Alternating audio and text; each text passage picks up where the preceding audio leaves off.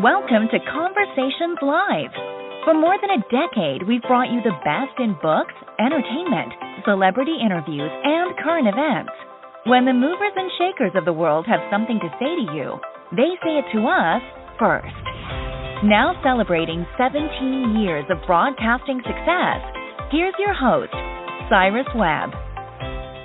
And welcome back, everyone, to Conversations Live. I'm your host, Cyrus Webb. Glad you all could join us once again, both for our radio audience here in Mississippi at WYAD 94.1 FM and WYADonline.com. We're glad that you all could be with us. Also, just tuning in through online affiliates through iHeartRadio and Amazon Music Podcast. Glad you all could be with us as well. I'm excited to welcome James Buckley-Jr. to our program today. He's written a great new book in the Show Me History series called Muhammad Ali, The Greatest of All Time. We'll talk to James not only about writing this book for younger readers, but also a lot of great facts I think we adults can appreciate as well. And, of course, we'll let you know how to get your own copy of the book.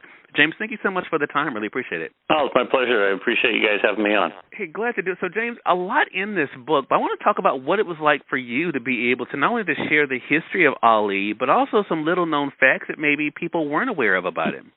Well, Ali is a fantastic figure to write about. This is my third book about Ali, but the first time that we've tried to tell the story in a graphic novel format. Graphic novels, comic books, for those of us who don't know that, are one of the fastest-growing mediums of kids publishing. So we were really excited to be able to combine the idea of visual storytelling as well as text storytelling to look back on one of the most important figures in American history, I think, regardless of just in sports history.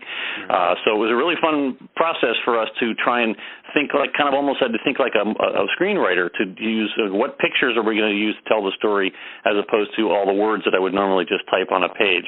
Ali's life was full of so many incidents and so many events, but you're right, it was fun to come up with some of the unusual little facts and things that aren't part necessarily of every single Ali story. So there's a lot of fun things for kids to read about and to understand about the important life of this person. Yeah. So what has it been like for you, James, just in your career as a writer, to be able to not only to share these stories, but also to see the way that your readers, whether we're talking about in books like this or in magazines, what has it been like for you to see the way they've appreciated them?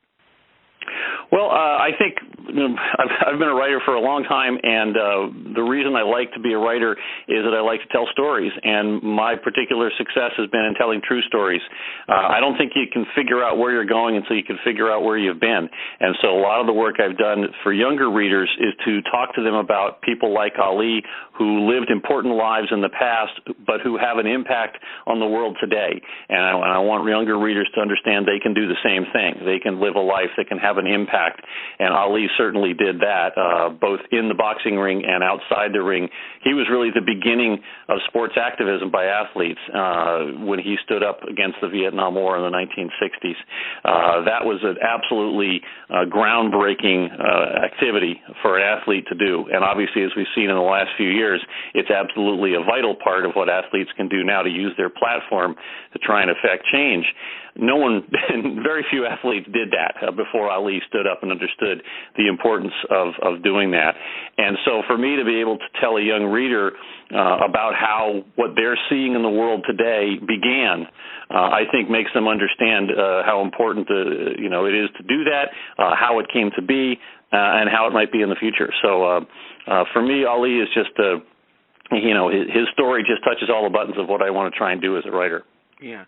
What I love so much, James, about the Show Me History series, and we've had some of the other authors on in the series, is that that the books are able to share history, and of course it's for a younger audience, so it's entertaining, but it is so powerful in the delivery. What I did not know that I learned from your book, Muhammad Ali, The Greatest of All Time, was how even though he found this great success in his professional life, he really had some trouble in his personal life, whether you're talking about his marriage, dealings with money, his conflicts with religion and faith, and even sometimes his own ego getting in the way. How important was it for you to balance that? Because there are people who only know about the highlights of him. How important was it for you to make him someone that was real? Well, for all the books in the Show Me History series, obviously we understand that these are younger readers, and there's some things that we're just not going to get into great detail. We only sort of hint at his affairs, of which he had a couple, and so we don't get into great detail, but we show that that something like that happened. But you're right. It's really important for young readers to understand that these were whole people. They weren't just celebrities. They weren't just people who had money and fame, that they had all the same struggles that we all have. And for Ali to be able to deal with those, to be able to reveal those through his stories and through what he talked about, and to see how he was able to overcome some of the struggles that he had, whether it was with money, having to, he had to do several fights, as we write about later in his career, because he had run out of money. Part of it was because he made a lot of crazy investments, but part of it was also his massive generosity. He gave away a lot of money to friends and family. He did have some struggles in his personal life in terms of his relationships, and as I said, we have that in the book, up to a point for appropriateness for young readers, but I think it's important for people to know, whether they're kids or adults, that these folks aren't perfect. They try their best just like the rest of us. What's amazing about them is that they succeed far beyond what we could, even in the face of some of the things they have to deal with in and out of the ring in this case, or on and off the field in other cases. One of the most poignant parts of the book, James, is when you talk about his battle with Parkinson's. And there's that great graphic that's there, and where, the words are, I don't want anyone to feel sorry for me because I had a good life before and I'm having a good life now. What was that like for you personally? Because as someone who's found your own success, what was it like for you to see the resolve he had even in the face of such difficulty?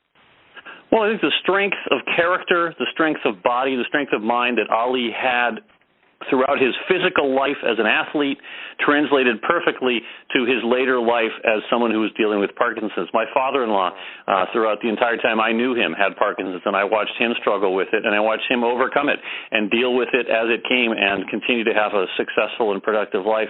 And Ali was able to do that too. I think it's important for kids to understand, and we do this with all the Show Me History books, that the person's life didn't end when the cheering stopped or when the fame stopped. They had a long life, in some cases multiple dozens of years after their initial moments of fame. And so it was really important to show that Ali continued to have an impact on the world even as he was struggling with Parkinson's. He was able to rescue hostages from Iraq. He was able to travel the world as a goodwill ambassador. He was able to have an impact on the status of Muslims in America after 9/11. So he really, even though he had trouble communicating, he had trouble being physical, which was his whole life. His whole life had been physical, and all of a sudden that was taken away from him. He was still able to come through in the clutch, just like he did in the ring, and fight off as hard as he could, something that he had really had to deal with. Yeah. Well, it is a great book, James. So glad we had a chance to share it here. Again, everyone, James Buckley Jr. has been our guest. A new book in the Show Me History series on Muhammad Ali, the greatest of all time. You all can get it through your friends at Amazon.com or your local bookstore. And, James, how can they stay connected with you? The best way to find out more about Show Me History is to visit our website. You can go to Portable Press Show Me History. If you just hit that into Google, it'll take you right to a great page that has excerpts from all the books in the Show Me History series, book covers. There's also teacher's guides for teachers who'd like to use the books in their classroom. We give them tips and ideas of how they can incorporate the story of Muhammad Ali and other Show Me History folks into their classroom lessons. And we are just head out there and pick up a book and spread the word. And thanks for supporting independent bookstores, too. We really appreciate that. Yeah, for sure. James, thank you so much for this. Really appreciate it, and looking forward to having you back on the program again. Anytime. Appreciate you having us on. Have a good day. All right, you as well. And we thank your audience for tuning in to another great segment of Conversations Live. Until next time, I'm your host, Cyrus Webb, saying, as always, enjoy your day, enjoy your life, enjoy your world. Thank you all for choosing Conversations Live. Now let's go make today amazing. Take care.